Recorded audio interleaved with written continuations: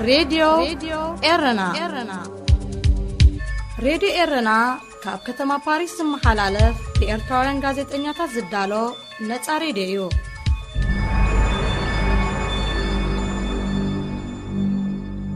كبرا سمعتنا نايلومي سولوس 15 مسكرن فنونا بزينا فلمو ملأختي حليت سبا مسلات إرترا أب قداي جملو مأسرتي نبرتي كوازينن مبل 19 كفال كابل كيت رواندا نايزدحنت منسي إما كلن كلونايو مدب سبورت دما مزازمي ناي ساعت زي تحستونا كخونيو سناي مكتال إسرائيل بسنكي لبدا كورونا فيروس نخالا إيوان ملو معصاو أوجا إثيوبيا بهندبت باتيرا مقيرا أب كتبا هاسيا كلوا كم زخل تقليسو بارلامان الصومال كاب سلطانو سوغوغو قداماي منيستر نبر ن بريزيدنت كودادر مخانو أفليتو راديو إرنا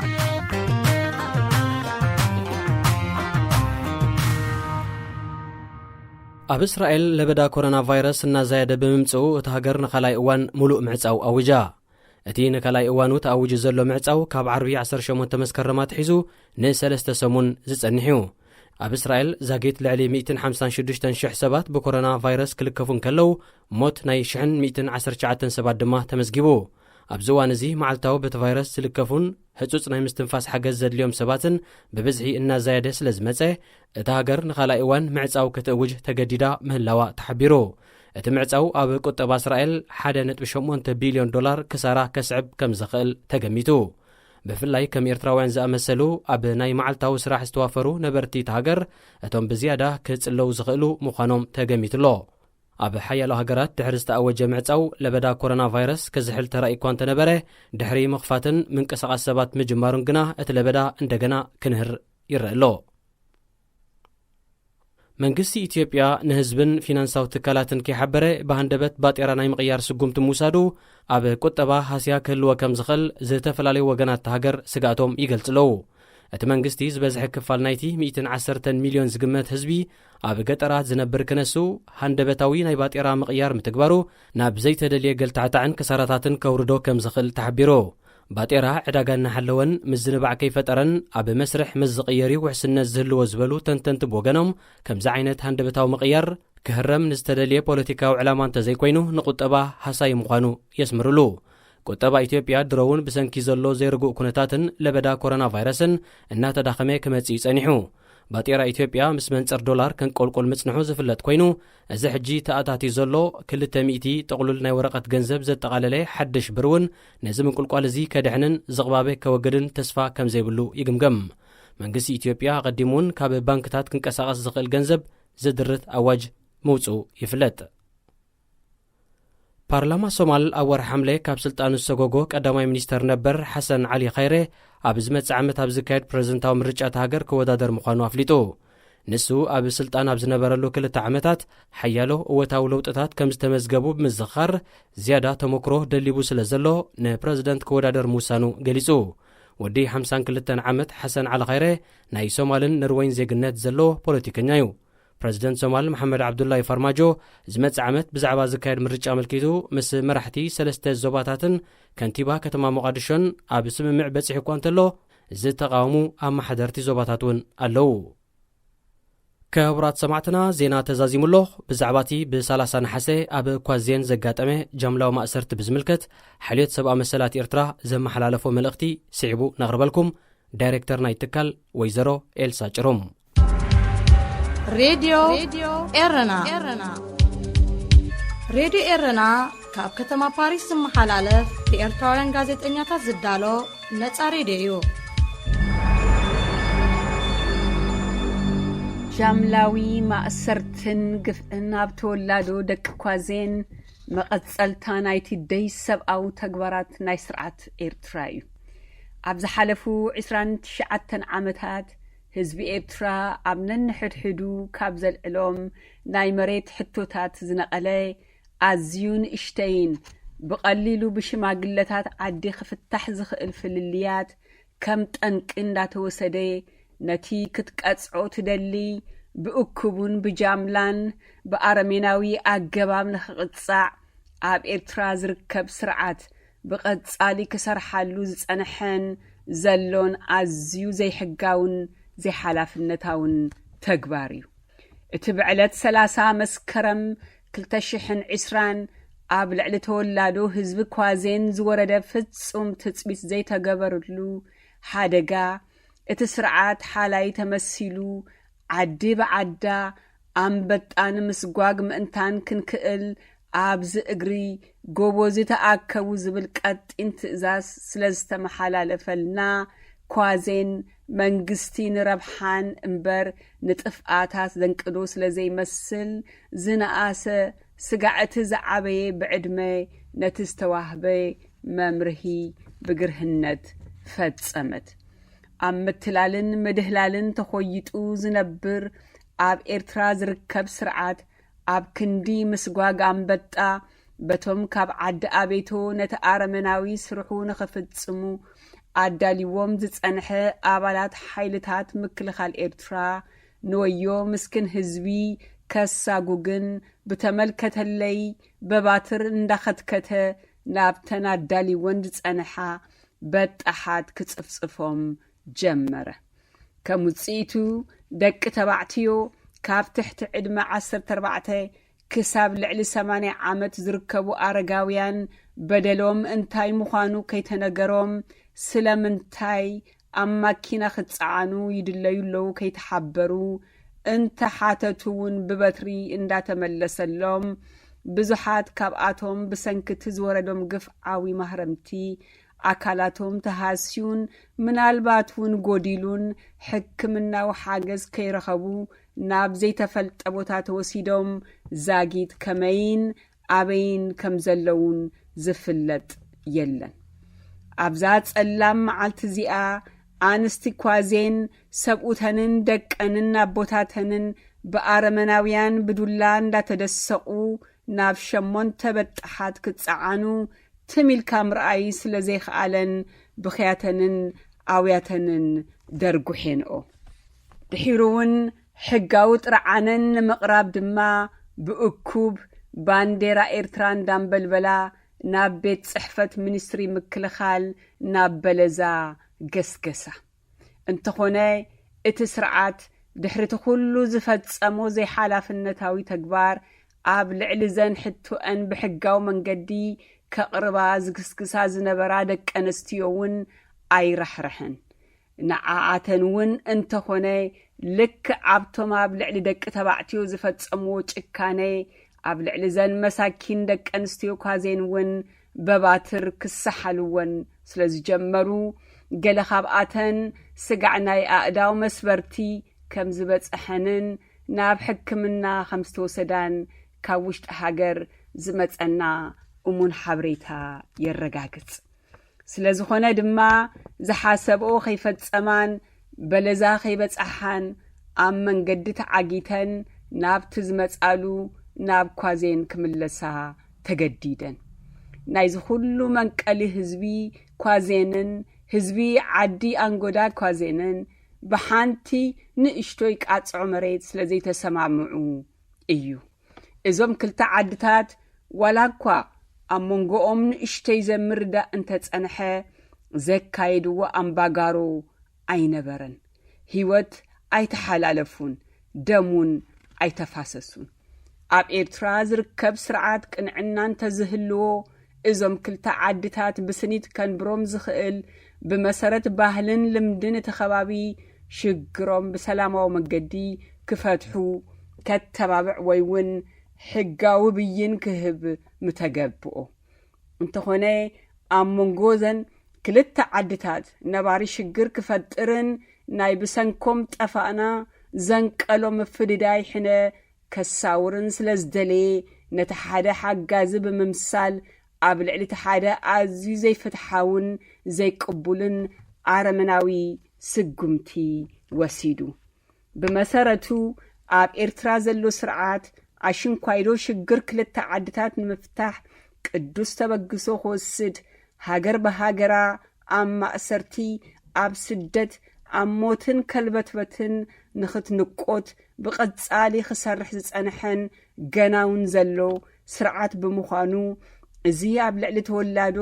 ደቂ ኳዜን ወሲድዎ ዘሎ ግፍዓዊ ስጉምቲ እታ ዓዲ ኣብ ካርኔሽን ብዘለዋ ዕብየትን ዝናን ዝድህልን ዘንበርክኽን ኮይኑ ነተን ካልኦት ኣብ ከባቢኣ ዝርከባ ዓድታት እውን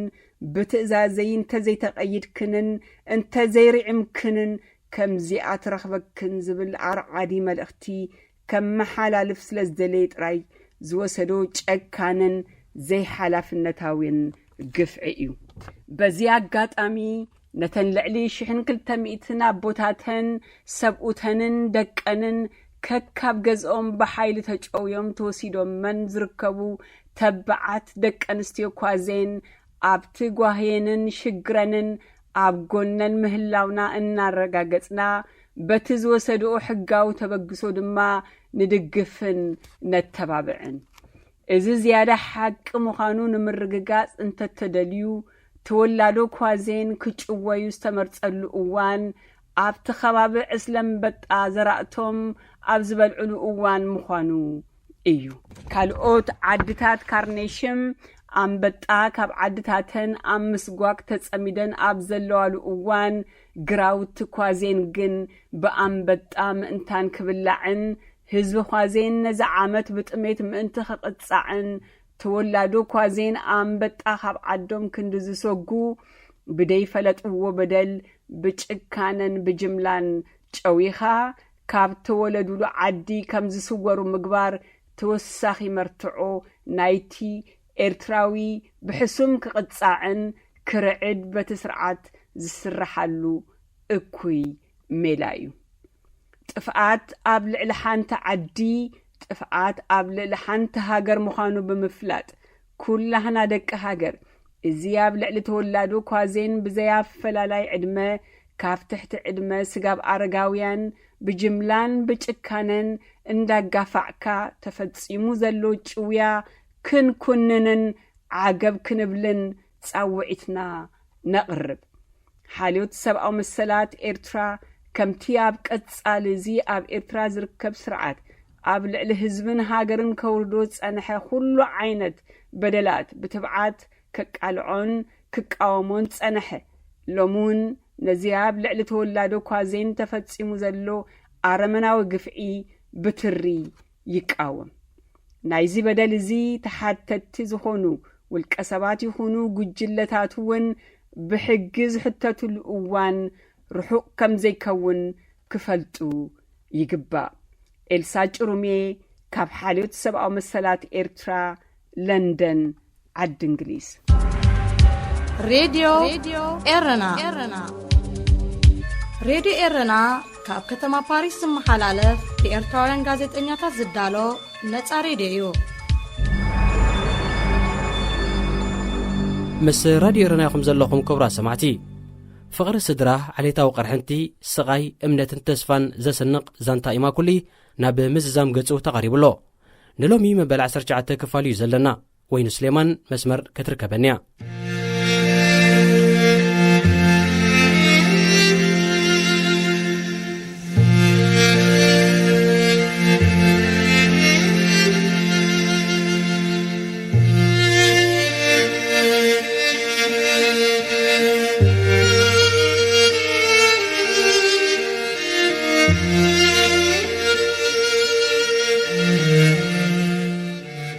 ኢማኩሊ ናይ ግዳያት ግዳይ ካብ ህልቂት ሩዋንዳ ናይ ዝተረፈት ጓል ኣንስተይቲ ታሪኽ ጸሓፍቲ ኢማኩሊ ኢሊባጊዛ ምስ ስቲቭ ኤርዌን ተርጓሚ መምህር ፍቕሪ ኣያ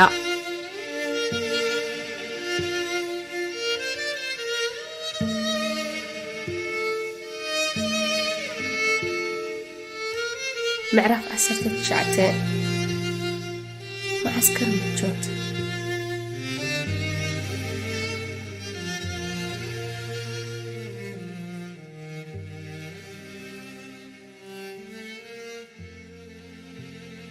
እቲ ፍራንሳውያን ዓስኪሮምሉ ዝነበሩ ማዓስከር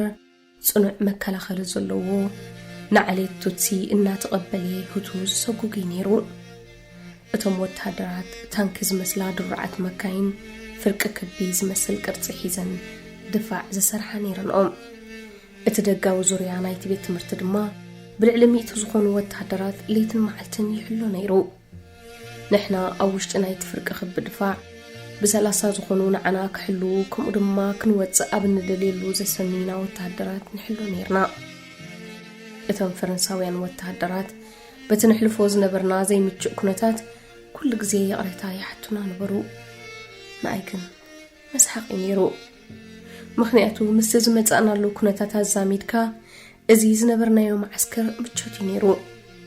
ማይ ባዕልና ወሪድና ኣካላትናን ክዳውንትናን ንሓፅብ ነይርና ደገ ምድቃስ እውን እቶም ፈረንሳውያን ከም ካልእ ብድሆዮም ዝጥምትዎ ነይሮም ኣነ ግን ከም ዓብ ፀጋይ ዝሪኦ ነይረ ልክዕ ንጎ ክንተንስእ እንከለና ኣቕፅልትን ሓመድን ተሸፊና ኢና ንትስእ ከምኡውን ናይቲ ብርእሲ እምኒ ንድቅስ መንባርና ንጎ ቃንዛ እገብረለይ ነይርዩ እንተኾነ ግን እቲ ከዋኽብቲ እናረኣኻ ምድቃስ ባህታ ፈጥረለይ ነይሩ ከም ዝበኣጋ ምሸት ገጽ እግዚኣብሔር እንዳረኣኻ ከም ምድቃስ ዓይነት እዩ ፀብሒ ክንሰርሕ ፍቑድ ኣይነበረን ኣገዳስነት እውን ኣይነበሮን ምክንያቱ ዕሹግ መግቢና ንበልዕ ነይርና ምግብና ዕሹግ ፎርማጆ ብሽኮቲ ፀባ ሓርጭ ከምኡ ከዓ ዕሹግ ፍሩታታት ነይሩ ኩሉ መኣዛታት ዝርከቦ እኳ እንተዘይነበረ ክብደት ሰብነተይሲ በብቁሩብ ክውስኽ ጀሚሩ ነይሩ እቲ ብቁልፈይ ዝውስኾ ዝነበርኩ ነዃላት ከዓ ኣቋረፅክዎ እቶም ፈረንሳውያን ከኣትውን ከለዉ ዕላምኦም ናሕና ውሕስነት ምሕላው ምዃኑ እዮም ገሊፆም ናይ ብሓቂ ከዓ ስርሖም ብግቡእ ተዋፂኦም እዮም ኣብዚ መዓስከር ፈፂሙ ስጋት ዝበሃል ተሰሚዕኒ ይፈልጥን እንተኾነ ግን ስሕት ኢሎም ገለህቱ ተኣኪቦም ኣብ ደገ ኮይኖም ብመንጎተን ዕጡቓት መካይን ይጥምቱና ነይሮም ከምዚ ካብ ድርኩኺት ምጽናት ዘምለጥና እንስሳታት እሞ ኣብ መካነ እንስሳታት ተዓፂና ዘለና ገይሮም ይጥምቱና ነይሮም ኣብቲ መዓስከር ድሕሪ ምእታዊ ድሕሪ ቁሩብ መዓልታት ከምዚ እንስሳታት ዝርእዩ ዘለዉ ዓይነት ገይሮም እዮም ዝርእይኹ ንሳቶም እዮም ግን እንስሳታት በለኒ ሓደ ፈረንሳዊ ካፒተን ናይቶም ወታደራት ቋንቋ ፈረንሰኛ ከም ዝመለኽ ምስ ፈለጠ ነዊሕ ዕሊልና ኩሉ ታሪኸይ ምስ ዕለልክዎ ብጣዕሚ ሓዚኑ ብዛዕባ ታሪኽ ሩዋንዳ እቲ ዓሌታዊ ገንፅን ቱትሲ ዘሕልፍዎ ዘለዉ መከራን ይፈልጥ እዩ ኣባይ ናባ ከም ዝተርፍ ፕሬዚደንትና ከመይ ኢሉ ልዋም ለይቲ ከም ዝድቀስ ኣይፈልጥን ብደም እዞም ንጹሓት ዜጋታት ተሓተቲ ኢና ምክንያቱ ከመይ ገይሮም ከም ዝቆትሉ ባዕልና ኢና ታዕሊም ሂብናዮ እዚ ሓደ ወጻእተኛ ብዛዕባ ሩዋንዳ ዝተፈጸመ ግፍዒ ክእመን ክሰምዕ መጀመርታ እዝነዩ ኣብ ሕልናይ ከዓ ገለ ዕግበት ፈጠረለይ ብዙሕ ግዜ ናይ ፓስተር ሬድዮ ኣብ ንሰምዓሉ ዝነበርና እዋን ዓለም እናፈለጠታ ስቂጣ መንባራ ተስፋ ቁሪፅን ነይሩ እዩ ነቲ ውሁብ ኩነታት ክትርዳኣልና ምኽኣልካ ኣመስግነካ መለስ ኩሉ እቶም ነዚ ነገር ዝገብሩ ዘለዉ ሰባት ብሓቂ ሕሱማት እዮም ወስኽ ኩሉ ሕሱማት ኢልቲ ሕሱማት ጥራይ ርኩሳት እዮም ጨካናት እዮም ሕጅ ክዘፍርሕ የብልክን ኣነ ብዚ ክሳዕዛ ኣለኹ ዝትንክፈኪ የለን በለኒ ብረቱ እናስተኻኸለ ከዓ ካብ ውሕስነት መሃብ ንላዕሊ እውን ተሓቲትኪ ዘይፍጽመሉ ምኽንያት የለን ሕተት ጥራይ ዝርዝር ኣስማት ናይቶም ዘሳጉ ዝነበሩ ይኹኑ ንስድራኺ ዝቆተልዎ መሃብን እሞ ከቐትሎኒ ወስኸ እቲ ዘቕርቦ ሓሳብ ኣሰንበደኒ እቲ መጀመርታ ኣብ ዓይኒ ምድሪ ናይ ፓስተር ዝተዓፀ ኩሉ እዋናት ዝምነዮ ዝነበርክዩ ፓስተር እቲ ብልዕሊና ዝወርድ ዝነበረ ግፍዒ ምስዕለለኒ ሕነይ ምእንቲ ክፈዲ መሳርያን ቦምባን ዘይተመነኹ ይኮንኩን እዚ ግን ቅድሚ ካብ ኣምላኽ ናይ ምሕረት ጸጋ ምልማነይ ምስቶም ቀተልቲ ዝነበረን ንቅርሕንቲ ምብናኑኒ ነይሩ እቲ ካፒቴን ድንቅ ዝኾነ ናይ ሕነ ምፍታይ ሓሳብ ይቕርብለይ ብዝግባእ ዝተዓለሙን ዝዓጥቑን ወታደራት ብትእዛዘይ ሰባት ክቐትልዩ ክህበኒ ካባይ ዝድለ ዝነበረ ኣብ እዝኑ ኣስማት ሰባት ሕሹኽ ምባልን ሕነ ናይ ስድራይን ካልኦት ናይ ቤተሰቦም ሬሳታት ኣብ ልዕሊ ሓድሕድ ተፀፍፂፉ ዝነበረን ሰባት ሕነ ክፈድዩ እቲ ዘቕርበለይ ሕቶ ካብ ልቡ እዩ ነይሩ ኣብ ትሕቲ እቲ ድምፁ ናይ ሰይጣን ድምፂ ተሓቢኡ ከም ዝነበረ ግን ኣይሰሓትኩን ውሽጣዊ ሰላም ክረክብ እናፀለኹን ከለኹ በመብዛዕታት ናይ ቀትለት ገይሩ ክፈታተን ጀሚሩ ኣእዳወይ ቀልጢፌ ኣብ ጁባይ እቴ መቁፀርያ ናይ ኣቦይ ሓስኩዋ ስለቲ ሓሳብካ የመስ ቀተሎ ዝበልክንሁቱ ክቐትል ድልዊ ካብቲ ኹቱር ክቐትል ደልዩ ምንባሩስ ዘረባይ ክውድዕ ዕድል ኣይሃበንን ኣብዚ ማዓስከር ዝኾነ ትፈልጥዮ ሁቱ እንተላሊ ንገርኒ እሞ ባዕለይ ከካርጀ ብጣዕሚ የትፀልኦም ብምልኦም ሁቱ ሕሱማት ኣይኮነን ካፒቴን እቶም ቀተልቲ ጥራዮም ንሳቶም ከዓ ካብ ኣምላኽ ስለ ዝረሓቑ ሰይጣን እዩ ዝፃወተሎም ዘሎ ስለዚ ኢማኩሊ ሁቱ ርኹሳት እዮም ደጊሙ ኸለፈኒ እዚ ዝገበርዎ ድማ ርኹስ ስራሕ እዩ በጃኺ ለክ ፍቓድ ኣምላኺ ወይ ሰይጣን ኣስሒትዎም ኣይትበለኒ ሁቱ ባዕሎም ዝገበርዎ እዚ ዋጋ ክኸፍልሉ ኣለዎም ብዝኾነ ሓሳብ ክንተቐይር ክፍልጥኒ እዚ ንዝኾነ ሰብ ዝገብረሉ ዓይነት ሓለፋ ከም ዘይኮነ ፍለጢ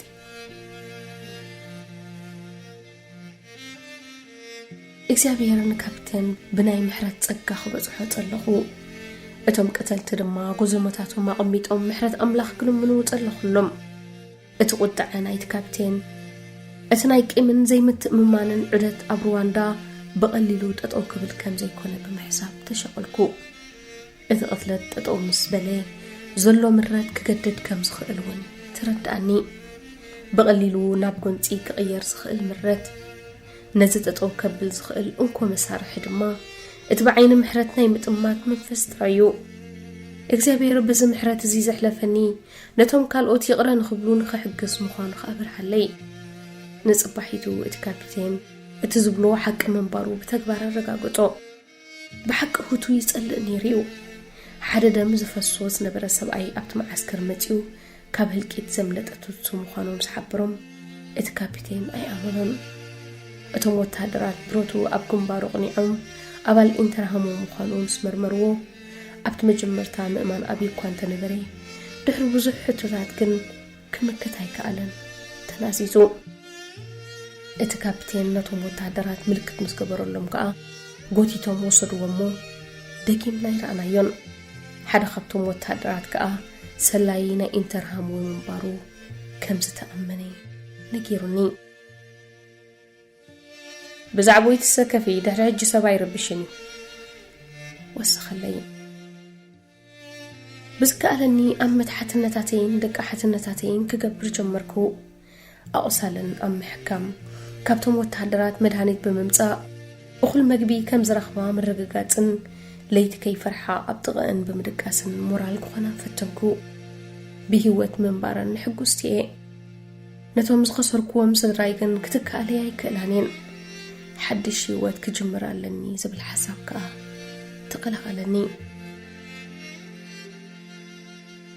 እቲ ሒዝናዮ ዝመጻእና ዝኽሪ ገና ሓድሽ ስለ ዝነበረ ምስተን ካልኦት ኣብቲ ማዓስከር ዝነበራ ደቂ ኣንስትዮ ከምቲ ዝድለየ ሌላ ክንምስርት ኣይከኣልናን ፍሽኽ ካብ ምባሃሃል ሓሊፍና ብዙሕ ነዘራረብ ኣይነበርናን እዚ ኮይኑ በቲ መሓዙት ንምጥራይ ብዙሕ ዕድላት ነይሩ ብዙሓት ብሂወት ዝተረፉ ቱትሲ ናብቲ ማዓስከር ክውሕዙ ኣብ ዝጀመርሉ መብዛሕትኦም ዝተዳህሉን ግር ዝበለውን እዮም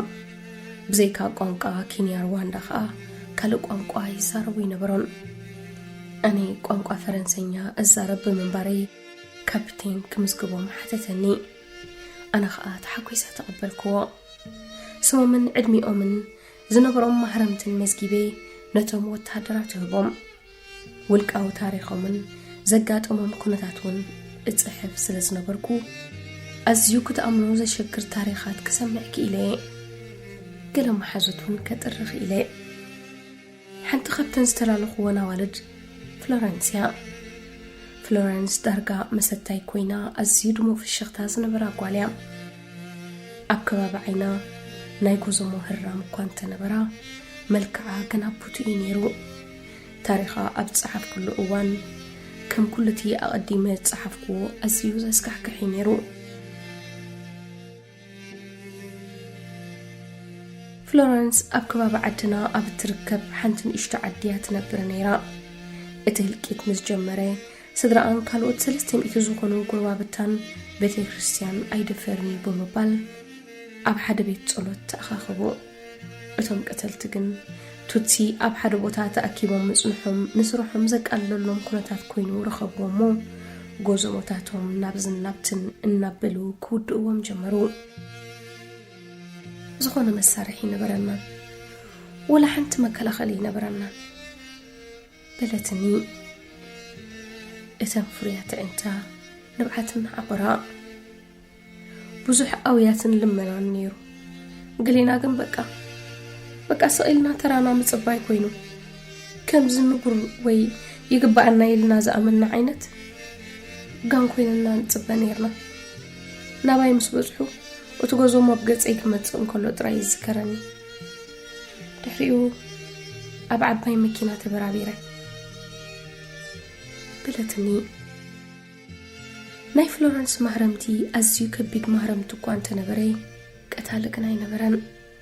اتوم قتلتي مستخالق ريساتات أم مكينات عينموا مستبرابرت كأ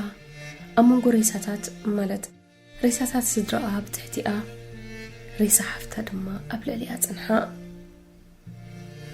حفتي أب أفلبا كوينات تشغيلو وانيرو دارقا مويتا نيرا كنقور على عزب الدمس أتقابر سلز نبرت كحزاب زفتهم كله حدا خبتهم قتلت سلز رأيني كقوت ين جميرو أبزن وكيني بمبال أب أفلبا كبدان سلفانا رأيتني كوغ أنن كله بفتم معي عيبالكم معن فوق زيابير متو أنزاك خيلن هيوتي كالحنن يتقلي اتقتالخ أبزح لم يفسر نسلز نبره زموتكم أسيبوه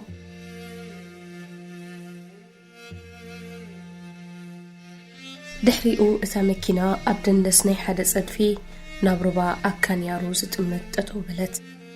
اتبوتاتي اتم انترهام وي ببزحي ريساتات سدربيلوز نبر بوتايو نقولو تريساتات بزقد فنايت روبا دربيمو قتلت فلورنس بأقري حيزوم نابت صدفة دربي نذكرني دمت نايتو حازون كابروح أقسم عن كل خو ذكري كود أكل خو قناي تفلتنا نفسي نصبحيت نقو أبت نايت دندس روبا جقاي رخيبيا صدراين حفتين ولا بتغايت تسطيح منيرو بيهوات زنبرا قناي نبرم نابت استدربنا اللقو بقت مستمتكو كميلة بيهوات كم زورتكو قرمني انتو حدا سوسا مترو زخون تصدفي እግዚአብሔር ንገለ ምኽንያት ከም ዘድሓነን ጥራይ ዝኣምን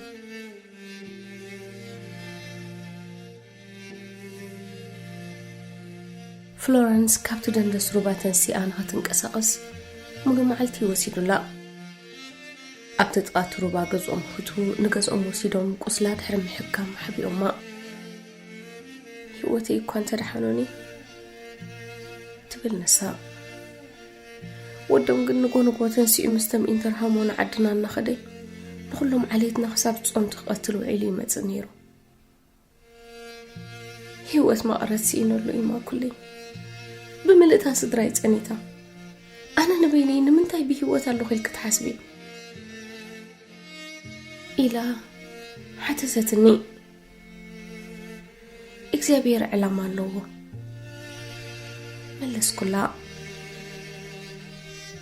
تاريخ كتصحفوا لهم حدا معلت خاسبات انتي كم زقات امكا وفلتيهم كما هي تاريخ كنغري ختاريفكي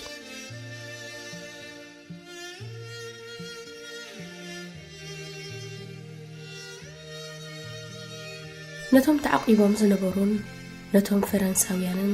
ከም ተርጓሚት ኮይነ ኣገልግሎም ነይረ ብኡ መጠን ከዓ ምስቶም ወታደራት ሌላ ክፈጥር ክኢለየ ሓደ ፒየር ዝሽሙ ወታደር ከዓ ዝያዳ ካልኦት ተገዳስነት ከርእየኒ ጀሚሩ ነይሩ መደቡ ምስቶም ቀትሪ ዝሕሉ እኳ እንተነበረ ለይቲ ኣብቲ ኣነ ከዋኽብቲ እናረኣኹ ዝዘናጋዓሉ ግዜ ምሳይ ክዕልል ይሕልፎ ነይሩ ፒየር ኣዝዩ ጥዑዮ ካባይ ከዓ ብገለ ዓመታት ይንእስ ነይሩ ኣዝዩ ሙቕልልን ተሓጋጋዝን ንፉዕ ሰማዕንካ ነይሩ ኣነ ብዛዕባ ስድራ ቤተይን ኣብ ዓድና ዘጋጠመ ኩነታትን ክዕልሎን ከለኹ ንሱ ድማ ብዛዕባ ቤተሰቡን እታ ንሩዋንዳ እቅድመ ምምፅኡ ዝተፈላለዩ ኣፍቃሪቱን ኣሕለለኒ ኣነ ኣፍቃርለኒ እንተደኣ ኮይነ ምስሓተተኒ ከዓ ብዛዕባ እቲ ምስ ጆን ዘጋጥመና ድርቀት ፍቕሪ ኣካፈልክዎ ምስ ፒየር ምዕላል ኣይፀላእክዎን ምስኡ ምዃን ወላውን ንግዚኡ ይኹን ካብቲ ሓቀኛ ኩነታት የውፅአኒ ስለ ዝነበረ ህላዊኡ መቺእኒ ነይሩ መዓልታት እናነውሐ ብዝኸደ ከዓ ፒየር ዝተፈላለየ ምኽንያት እናፈጠረ ኣብ ከባቢየ ክህሉ ይገብር ነይሩ መግቢ የምፃለይ ማይ ከምፅእ ክኸይድ ከለኹ የፋንወኒ ዝንበብ መፅሓፍቲ እውን የምፃለይ ኣዕርኽቱ ብዛዕባ እቲ ተደጋጋሚ ኣብ ጥቓይ ክህሉ ምድላዩ ይጭርቁሉ እኳ እንተነበሩ ኣይተገደሰሎምን ሓደ ካብቲ ንሕና ዝነበርናዮ ሃዋህው ወፃኢ ዝነበረ ናይ ቀረባ ዓርኪ ክህልወካ ፅቡቕ እዩ ተስፋታተይን ሕልምታተይን ክነግሮ ብዝጀመርኩ ከዓ ነብሰይ ደጊማ ሰብ ኮይና ክትስማዓኒ ጀመረት ካብ መዓልታት ሓደ መዓልቲ ዓርኪ ፒየር ማለት ፖል ፒየር ምሳይ ሃነይነ ኢሉ ከም ዘለዎ ምስሓበረኒ ስሓቕ መፀኒ ኣካላተይ ብግቡእ ከይተሓፀብኩ ኮነ ክዳነይ ከይቀየርኩ 3 ወርሒ ነይሩ ኖ ፒየር ኩሉ ግዜ ብዛዕባ ይዛረብ ኣረጋግፀለይ ፖል እዚ ኩሉ መከራ ሕሊፋሲ ኣዝያ ተዋዛይትን ክፉት ልቢ ዘለዋን እያ ይዝብለኪ በለኒ ንስኹም ብፍቕሪ ከምዚ እንዳተላገፅኩም ደኣ ኣነ ኸይዋዘን ዶ በልክዎ እንተስተውዓልኩሉ ግን ፖል ይዋዘይ ነበረን እቲ ተደላይት ክኸውን መኽኣለይ ኣይፀላእክዎን ኣብቲ ሰዓት እዚ ዝኾነ ዓይነት ፆታዊ ዝምድና ግን ኣይደለኹን ስድራይ ሙሉእ ኸሲረ ንባዕለይ እውን እዚ ውግእ ክሳብ ዝውዳእ ብሂወት ክድሕንዴ ክፀንሕዴ ኣይፀንሕን እየ ዝፈልጦ ይነበረንን ጆን ኣብ ጉዕዞ ፍቕሪ ምሰግዳዓኒ ናይ ፍቕሪ ሸውሃተይ ተተንኪፉውን ነይሩ ምስ እዚ ኩሉ ግን ፒየር ልበይ ደጊማ ተፍቅር ዶ ትኸውን ዝብል ሕቶ ከም ዘለዓዕል ገይሩኒ ነይሩ ሽዑ ምሸት መፂኡ ንዕናይ ዘወርወር ንበል ምስ በለኒ ተስፋ ብዘይብሉ ነገር ግዚኡ ከየጥፍእ እኳ እንተመዓድክዎ ብልዑል ተመስጦን ድርኺትን ክዛረብ ብምጅማሩ ግን ዝብሎ ጠፍኣኒ ብኦም ነገር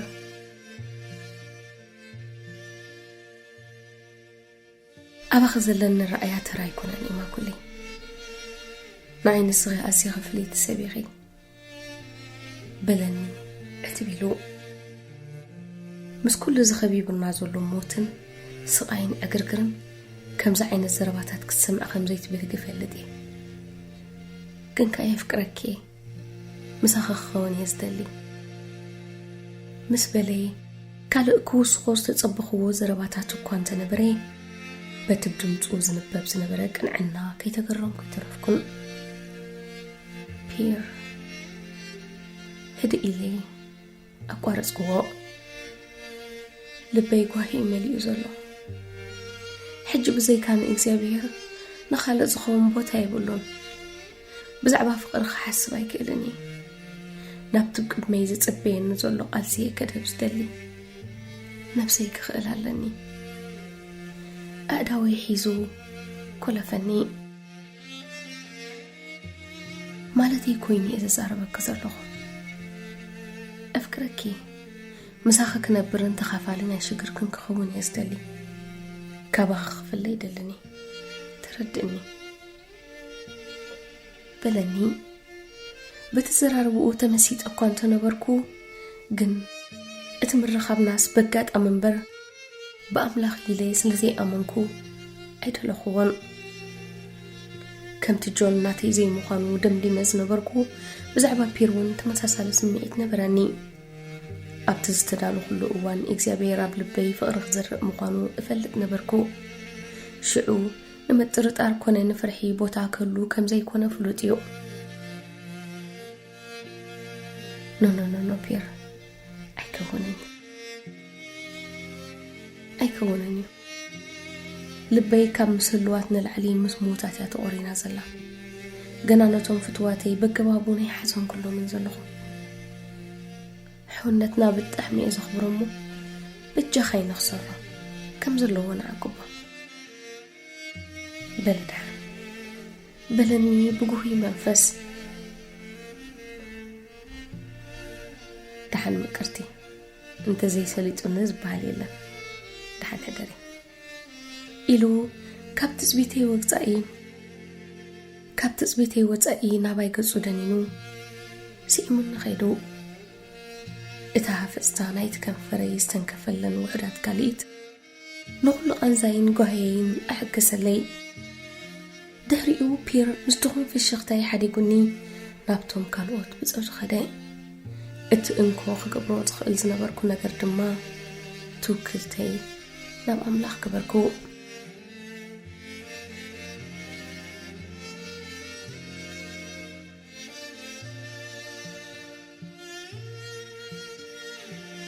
نايت خباي كبابي 5,000 كيلومتر رحيقو أب سنغال زنبري أيما بالحوي داهي كركب حربتون نبري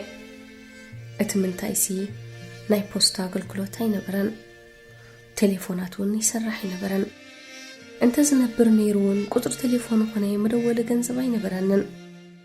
أبت زنبرو ختصنح صولت كبر كله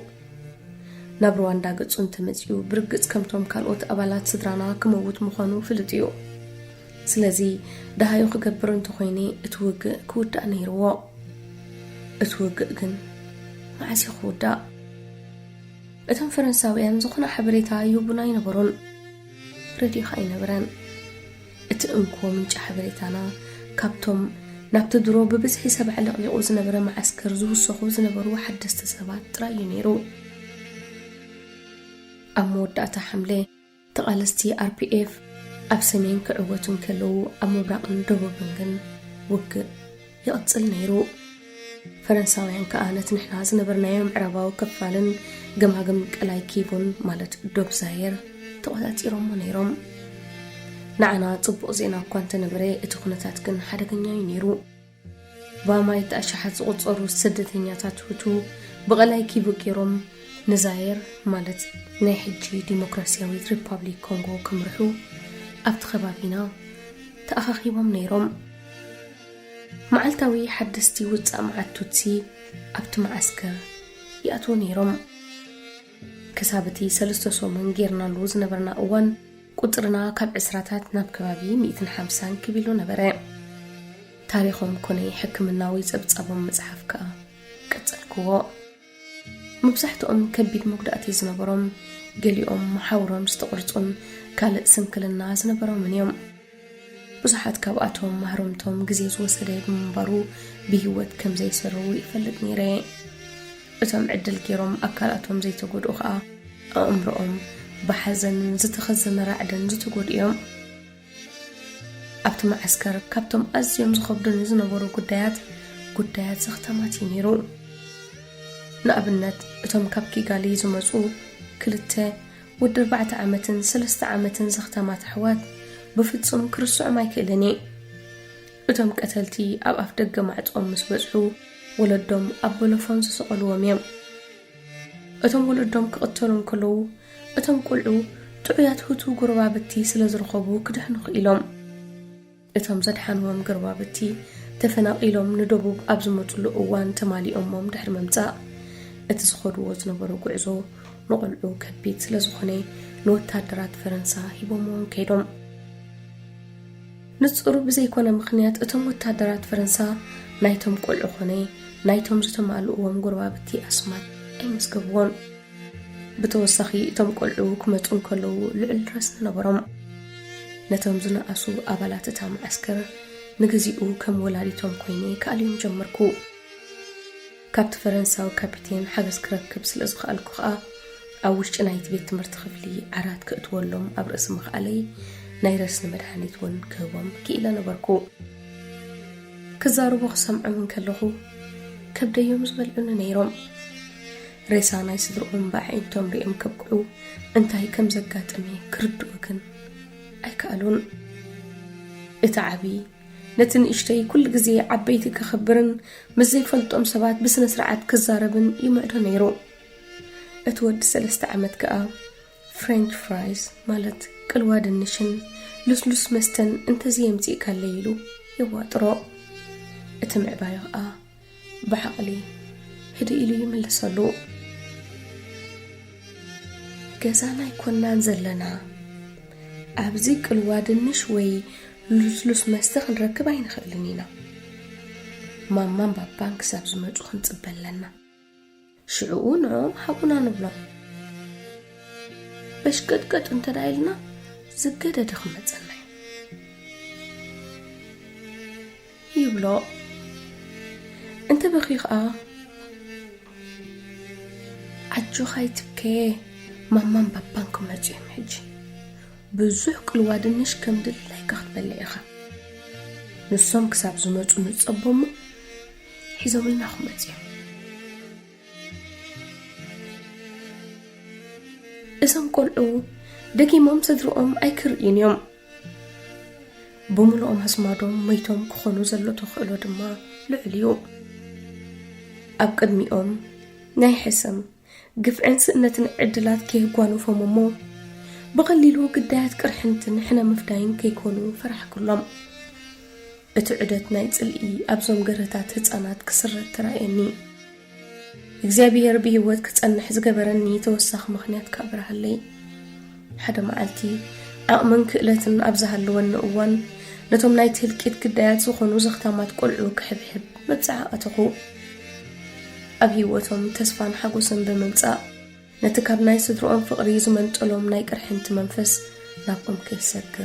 كان ناقفهم وصنكو أما جمرتانا حاسي اتكابيتين اتمعسكر أزيوس لزمال ايه زبزحوب أبكو بيه زركب معسكر كوعزو مخانم حبراني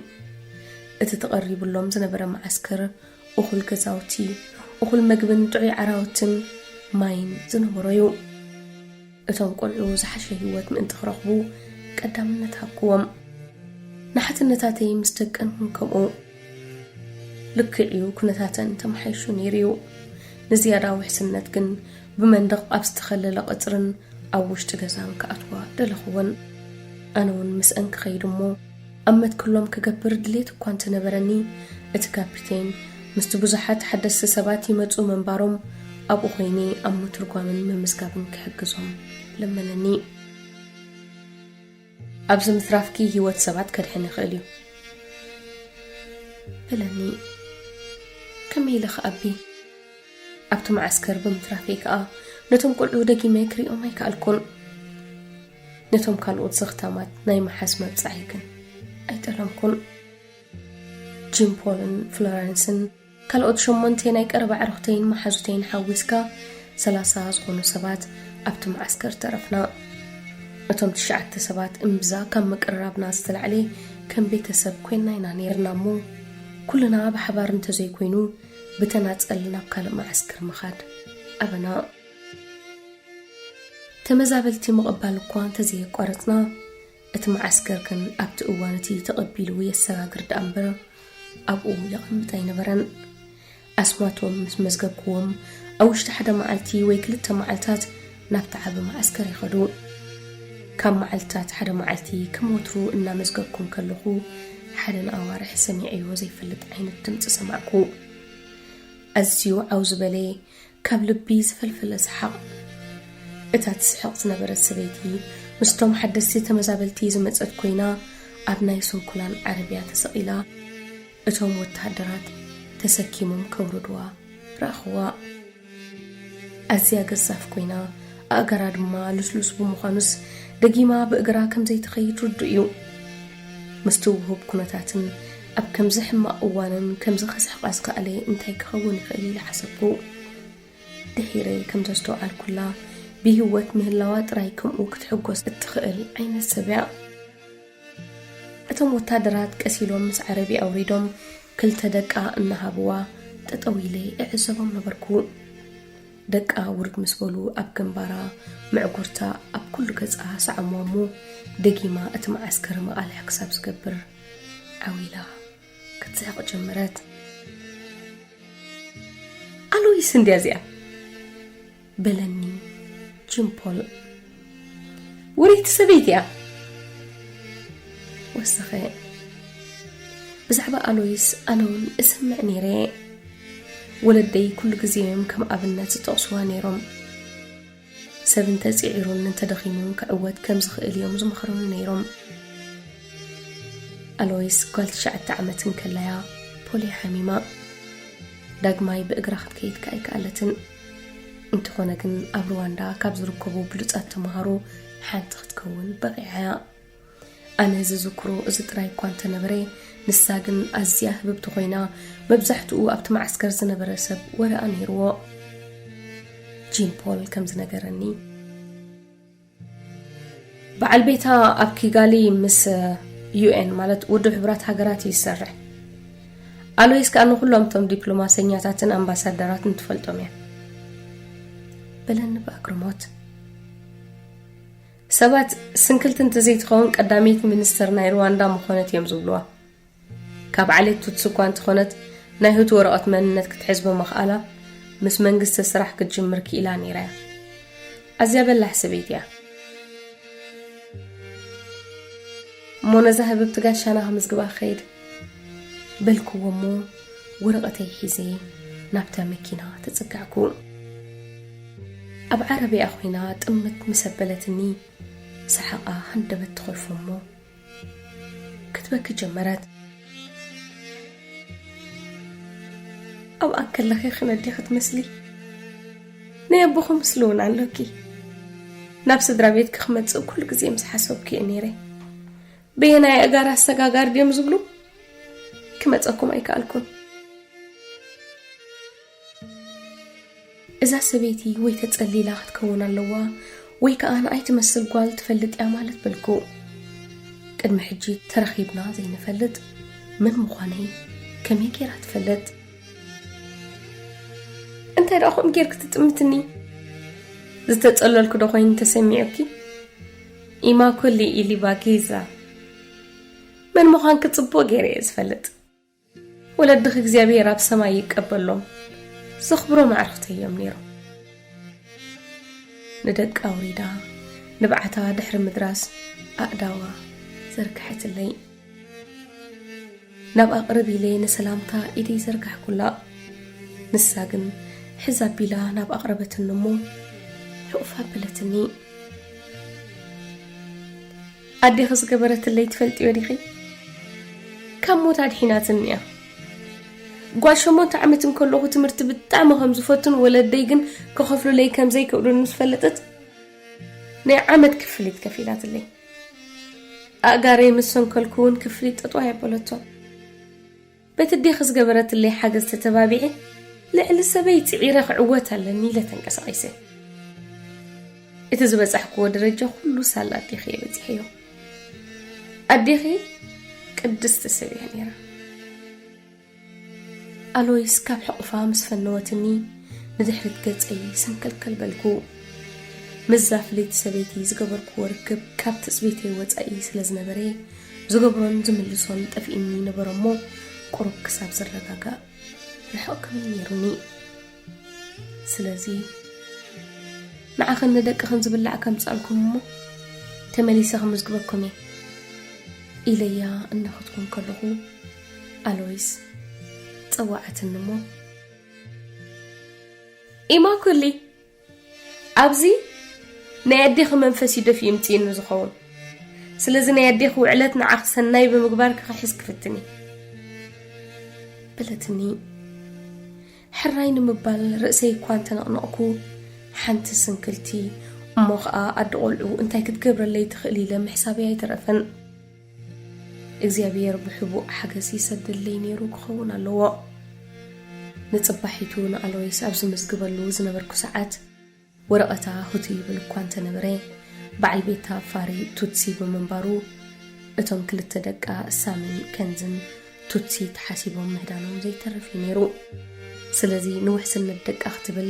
ንሳ ናብ ስድራ ኣኺዳ ክትሕባእ እንከላ በዓል ቤታ ኣብ ናሕሲ ናይ ገዝኦም ተሓቢኡ ድሕሪ ምትራፉ ብህይወት ያህሉ ይሙት ዝኾነ ሓበሬታ ከም ዘይብላ ነገረትኒ። ናይ ኣዴኹ ውዕለት ከም ዘለና ዘክሪ እዚ ውግእ ምስ ተወደአ ናብ ትብኪ ጋሊ ዘሎ ገዛይ ምሳይ ክትከድሞ ኣብኡኹም ጓልና ምሳና ክንሕዘኪና በለትኒ። ገለ ናይ ዘይምትእምማን መንፈስ ወረረን እሞ ፍሽኽ ድሕሪ ምባል ስለቲ ሓገዝ ክመስክነኪ እንተኾነ ግን ኣብዚ መዓስከር ዝጥርኽዋ ቤተሰብ ኣላትኒ ከይንፈላለቓል ስለ ዝኣተና ከዓ ክገድፎም ኣይክእልኒ በልክዋ ሕስብ ኣቢላ ምስ ተኣምንዮም ሰባት ክትጸንሐ ምምራጽ ክጽቡቕ እዩ ኢላ መለሰትለይ እሞ ብኡ ዝተዛዘመ መሲሉኒ ነይሩ። የግዳስ ንጽባሒቱ ምስቶም ብጾተይን ከለኹ መጽያ ኢማ ኩሊ እቲ ትማሊ ዝበልኩኻ ሓሲበሉስ ንበይ ንኽኸይጨውየክ ፈሪሕክ እንተዳ ኾንኪ ኩሎም 8 መሓዙትኪ ሒዝክዮም ክትከደ ትኽእል ኢኺ እቲ 9 ምሳይ ከቐምጠኩም ይኽእል ቁሩብ ይጸበና ይኸውን ግን ነተኣኻኽሎ ንሓድሕድና ድሕሪ ምጥምማትና ሰሓቕና ንኸምዚ ዝኣመሰለ ለጋስ ዕድሜ ከመይ ክንምልስ ከም ዘለና ንፈልጦ ይነበረናን ሕሰብሉ በለትኒ ዓረቢኣ እናሽከርከረት እዚ ውግእ ዳርጋ ምውዱ እዩ ምስ ተወደአን ኣበይ ገጥኩም ከም ትኸዱ ሕሰቡ ኣብ ማእከል ከተማ ኣብ ጽቡቕ ገዛ ምሳይ ኩንየ ዝብለኩም ዘለኹ መቸም ነዚ ትሕሰሙ ወይ ብልኒ በዛዕባ መጻኢኹም ሕሰቡ ዘምደቀይ በለትና ሓቃያ እቶም ተቓለስቲ ኒኪጋሊ ተቋያፂሮም ማዮም ንኹላ ሩዋንዳ ክቆጻጸርዋ ድማ ናይ ግዜ ጉዳይ ትራዩ ኩልና ስድራና ገዛና ዘለና ዘበለ ዝኸሰርናን ጭልት ብልሳንኪም ዘይብልናን ኢና ነርና ስለዚ ነቲ ዝቕረበትልና ሓሳብ ክንቀበል ግዜ ወሰድናን ንጽባሒቱ ብሙሉእና ኬድና ዝቕረበቱ ሓሳብ ጽቡቕ ምዃኑን ስለ ሰናይ ግብራን ምስጋና ከም ዝግባኣ ነገርናያ ናይ ተመስኩኑኒ ነደኢማ ኩሉ መስኩንዋ እዚ ዝነብሮ ዘለኹ ምእንቲ ሮዚ በለትና ከምዚ ትትንስእ ዘላ መኪና ንዝተወሰነ ግዜ ትኽትኽ ክትብል ድሕሪ ምጽናሕ ከምቲ ናይ ቀደማ ዓዊላ ነቲ መዓስከር ጭደረቶ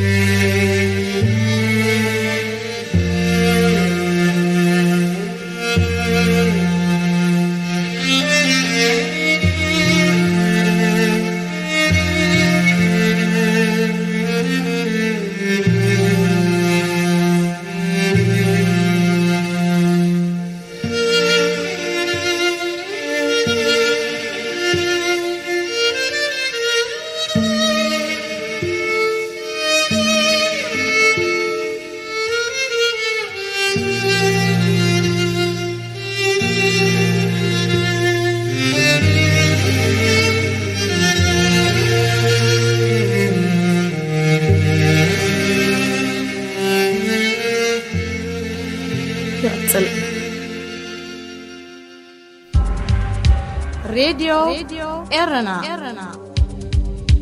ሬድዮ ኤረና ካብ ከተማ ፓሪስ ዝመሓላለፍ ብኤርትራውያን ጋዜጠኛታት ዝዳሎ ነፃ ሬድዮ እዩ።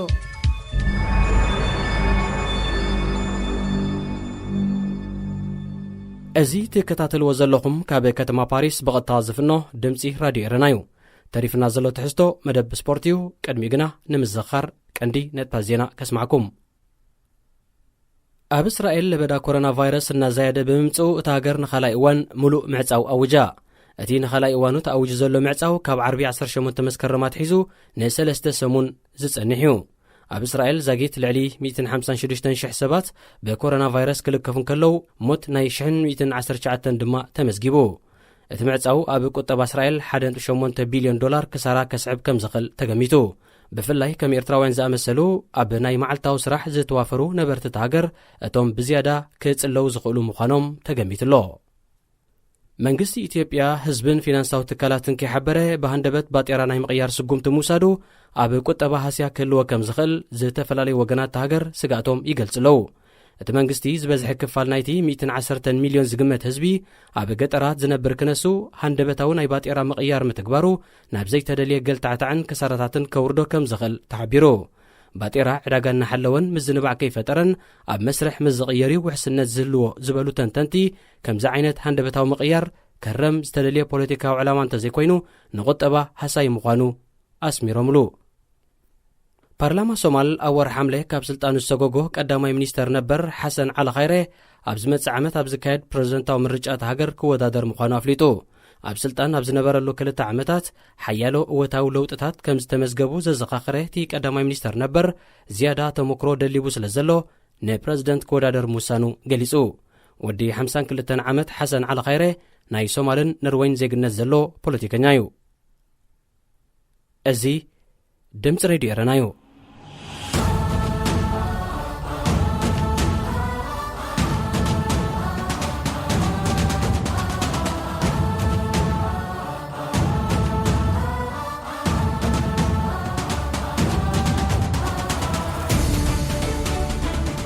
ሰላም ከመይ ተቐኒዩ ዝኸበርኩም ኣፍቀር ስፖርት ንሎሚ 315 መስከረም 2020 ዝተዳለወ መደብ ስፖርት ሒዝናልኩም ቀሪብና ኣለና።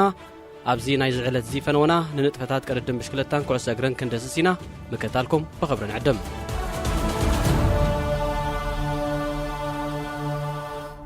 ኤርትራዊ ተቐዳዳማይ ደቡብ አፍሪቃዊት ክለብ ኒፖን ቴሌግራፍ ኤን ቴሌኮም ማለት ኤንቲቲ አማኑኤል ገብረ እግዚአብሔር ኣብ ኢጣልያ ክካየድ ኣብ ዝቐነ መበል 55 ውድድር ብሽክለታ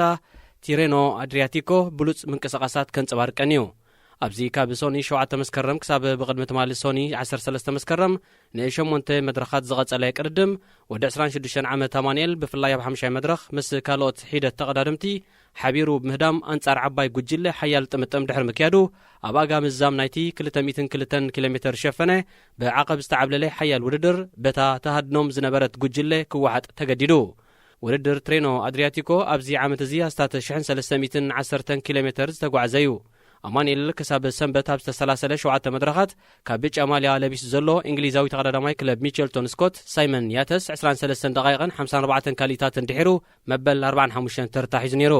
እዚ ን175 ተቐዳደምቲ ናይ 25 ክለባት ዘሳተፈ ውድድር ትማሊ ሶኒ 10 ኪሎ ሜትር ብዝርሕቀቱ ናይ ውልቂ ናይ ግዜ ቅድድም ማለት ውድድር ክሮኖሜትር እዩ ተዛዚሙ። ካብ ካልኣይ ክሳብ ሻድሻይ ደረጃት ሰሪዖም ዝነበሩ ተቐዳደምቲ ፖላንዳዊ ራፋል ማይካ፣ እንግሊዛዊ ግራይን ቶማስ፣ ሩስያዊ አሌክሳንደር ቪስላቮቭ፣ ኢጣልያዊ ፋውቶስ ማሳንዳን፣ ኔዘርላንዳዊ ቪኮ ኬልደርማን ካብ መራሒ ሳይመን ያተስ ካብ 16 ካሊታት ክሳብ 1 ደቂቕ ዘሎ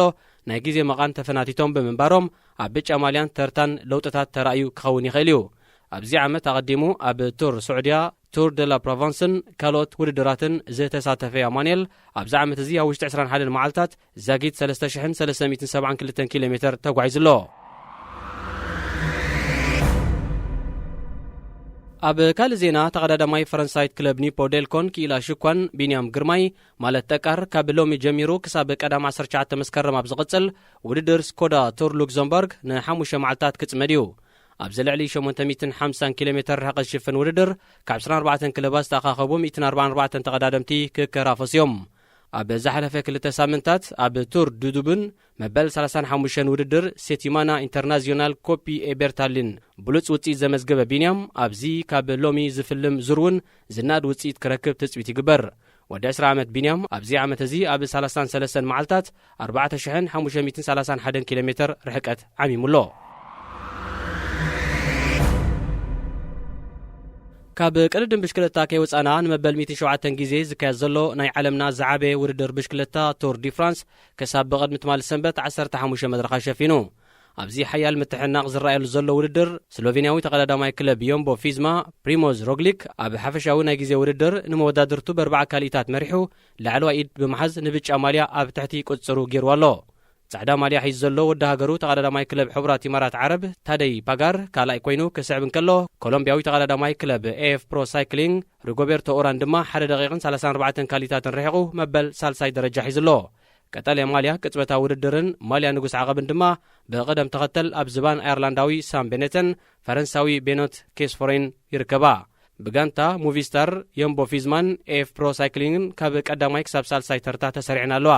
ትማል ሶኒ ዕሪፉ ዝወዓለ ቱር ዲ ፍራንስ ሎሚ ኣብ መበል 16 መድረኽ ብናይ 160 ኪሎ ሜትር ርሕቐት ውድድር ክቕጽል እዩ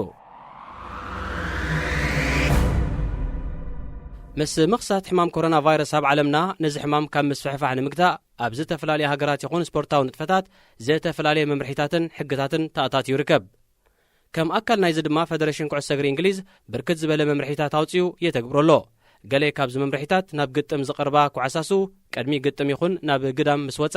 ከም መምከኒብ ዝተዳለወ ፈሳሲ ማለት ሳኒታይዘር ክውልወላን ክመኽናን ኣለወን ብተወሳኺ እውን ገለ ተጻወትቲ ኣቐዲሞም ኣብ ዝተፈላለየ ኣጋጣሚታት ኩዕሶ ይስዕሙ ስለ ዝነበሩ ኣብዚ እዋን እዚ ተጻወትቲ ይኹኑ ደያኑ ኩዕሶ ክስዕሙ ክልኩል እዩ ይኹን እምበር ኣብ ዝሓለፈ ሳልስቲ ዋትፎርድን ሚልስብሮን ግጥመን ንምክያድ ናብ ሜዳ ኣብ ዝወርዳሉ ዝነበረ እዋን ዳኛ ናይቲ ጸወታ ኬት ስትሮይድ ነታ ንግጥም ዝተዳለወት ኩዕሶ ኣልዒሉ ክስዕማ ተራዩ ከም ሳዕብየን ናይዚ ድማ ዳኛ መቕጻዕቲ ክስዕቦ ከም ዝኽእል ይግለጽ ኣሎ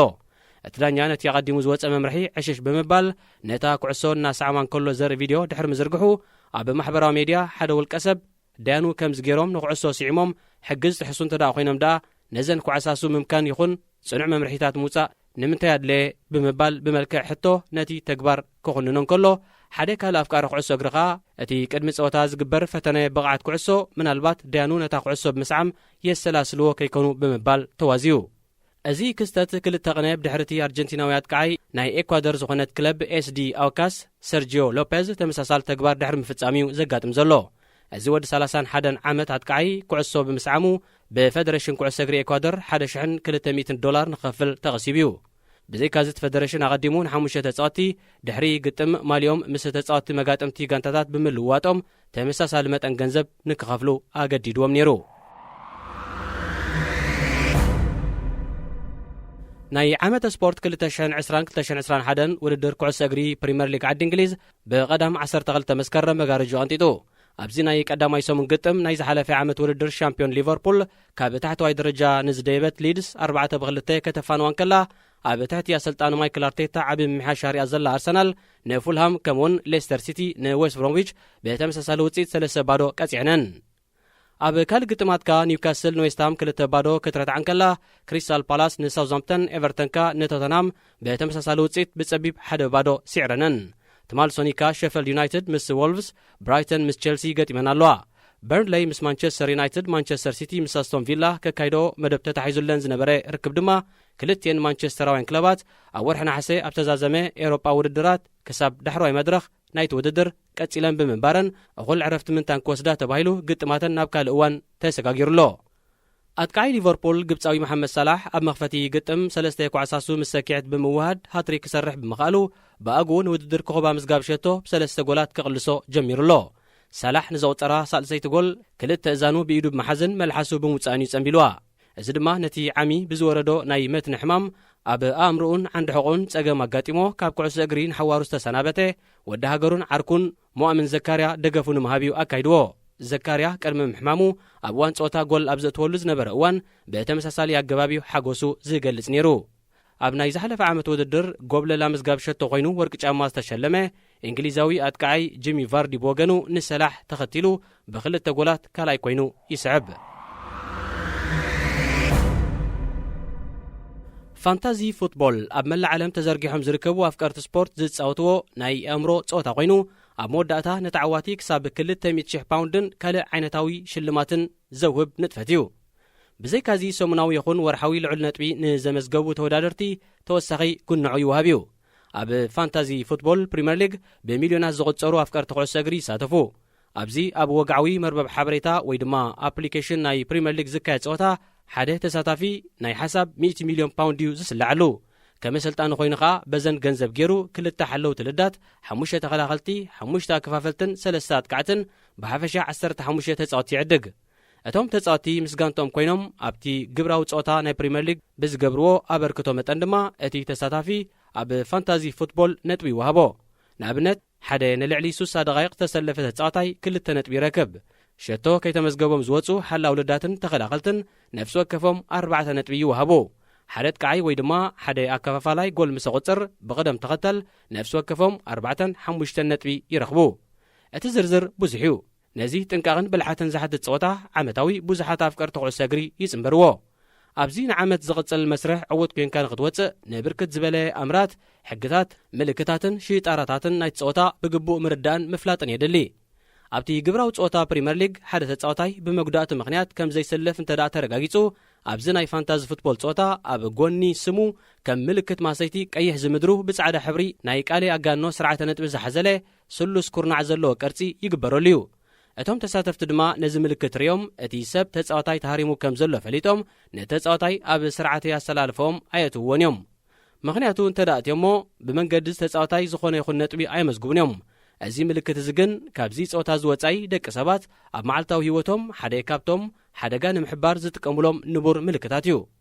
ሓደ ሓድሽ ተሳታፊ ናይ ጸወታ ኸዓ ነዚ ምልክት ናይ መጉዳእቲ ብጌጋ ስለ ዝተረድኦ ኣብ ዝሓለፈ ሳልስቲ ምጅማር ናይ ዝውድድር 11 ሓደገኛታት ዝበሎም ተጻዋቲ ምስ ካልኦት 4 ተቐየርቲ ብምስላፍ ኣብዚ ጸወታ ተኻፊሉ ከም ውፅኢት ናይ ዝምርጮ ድማ ብሓፈሻ ብዘይ ነጥቢ ኣብ ርእሲ ምትራፉ ኣብ ማሕበራዊ ሜድያ መስሓቕ ሸራፋት ኮይኑ ቀኒዩ ብ21 ነሓሰ ዝፈለመ ናይ ዝዓመተ ስፖርት ውድድር ኩዕሶ እግሪ ሊግ 1 ፈረንሳ ብሰንበት ንሳልሳይ ሰሞኑ ኣብ ዝቐጸለሉ ስታድዮም ፓርክ ደ ፕራንስ ናብ ዓውደ ኩናት ተቐይሩ ኣብዚ ኣብ መንጎ ፓሪስ ሳን ዠርማን ማርሴይን ዝተኻየደ ሓርፋፍ ኣጸዋውታ ዝተንጸባርቆ ገጥም ዳኛ ናይ ትዕለት 17 ካርድታት ክመዝዝ ተገዲዱ እዚ ድማ መበል 21 ክፍለ ዘመን ኣብ ሊግ 1 ፈረንሳ ኣብ ሓደ ግጥም እቲ ዝበዝሐ ቁፅሪ ካርድታት ዝተረኣየሉ ኣጋጣሚ ኮይኑ ክብረ ወሰን ሒዙ ክምዝገብ ክኢሉ ብራዚላዊ ኣጥቃዓይ ኔይማር ዝርከቦም 3 ተጻወታ ብቀይሕ ካርድ ካብ ሜዳ ዝተባረሩዋ ፓሪስ ሳን ዠርማ ንጸወታ ብ8 ተጻወቲ ክትውድእ እንከላ ማርሴይ ድማ 2 ተጻወታ ግዳይ ቀይሕ ካርድ ኮይኖም ኣብዚ ብዓወት ማርሴይ ሓደ ባዶ ዝተፈጸመ ኣስታት 5000 ደገፍቲ ብኣካል ዝተዓዘብዎ ጸወታ ኣብ ዝሓለፈ ሳልስቲ ካብ ሕማም ኮሮና ሙሉእ ብምሉእ ሓዊው ናብ ሜዳ ዝተመልሰ ኔይማር ንእስጳኛዊ ተኸላኸላይ ኣላቫሮ ጎንዛለስ ብኢዱ ገይሩ ርእሱ ስለ ዝኾርናዕዩ ካብ ሜዳ ተሰጊጉ ድሕሪ እቲ ግጥም ኣብ ማሕበራዊ ሜድያ ኣብ ዘርግሑ ጽሑፍ እቲ እንኮ ዘጣዕሰን ነገር ነዚ ረሳሕ ዓሌታዊ ኣብ ክንዲ ርእሱ ገጹ ዘይጨልገም ኮዩ ብምባል ጎንዛለስ ዓሌታዊ ትሕዝቶ ዘለዎ ጸርፊ ከም ጸረፎ ገሊጹ ኣልቫሮ ጎንዛለስ ብወገኑ ኣብ ማሕበራዊ ሜድያ ቀሪቡ ንነብሱ ተኸላኺሉ ዓሌታውነት ቦታ የብሉን ደቂ ጋንታይ ንዕርኽቶይን ዝምስኩርለይ ኣነ ካብ ዓሌትነት ነፃን ንጹህን ዝኾንኩ ሰብየ ከም ተጻዋታይ መጠን ኣብ ሜዳ ንዝወርደካ ስዕረት ብጸጋ ክትቅበል ኣለካ ብምባል ኔይማር ስዕረቱን ጌጉን ንምሽፋን ኣብ ክንዲ ንኻልእ ሰብ ብዓሌትነት ዝጥቀን ኣሜን ኢሉ ክቕበል ከም ዘለዎ መልእኽቲ ኣመሓላሊፉ ፓሪስ ሳን ዠርማ ኣብ ክልቲኡ ናይ ምኽፈት ጸወታ ጽዋእ ስዕረት ብምቕማሳ ብዘይ ነጥቢ ኣብ ታሕተዋይ እግሪ ሰሌዳ ደረጃ ጋንታታት ረፋዒላ ትርከብ ሬን ሞናኮን ሊልን ድማ 7 ነጥቢ ዋሊለን ካብ ቀዳማይ ክሳብ ሳልሳይ ንዘሎ ደረጃ ሒዘን ይመርሓለዋ ኣቐዲምና ከም ዝገለጽናዮ ናይዚ ዓመተ ስፖርት ውድድራት ኩዕሶ እግሪ ድሮኳ እንተተጀመረ ጋንታታት ግን መሳርዕን ንምድልዳል ሓደስተ ተጻወቲ ኣብ ምሻጥን ምዕዳግን ይርከባ ካብዚ ቀጺልና ነዚ ብዝምልከት ዝተፈላለያ ማዕከናት ዜና ስፖርት ንጽንጽንታታት ምስጋር ተጻወቲ ኣመልኪተን ትማልሶኒ ዝዘርግሖ ሓበሬታ ነቕርበልኩም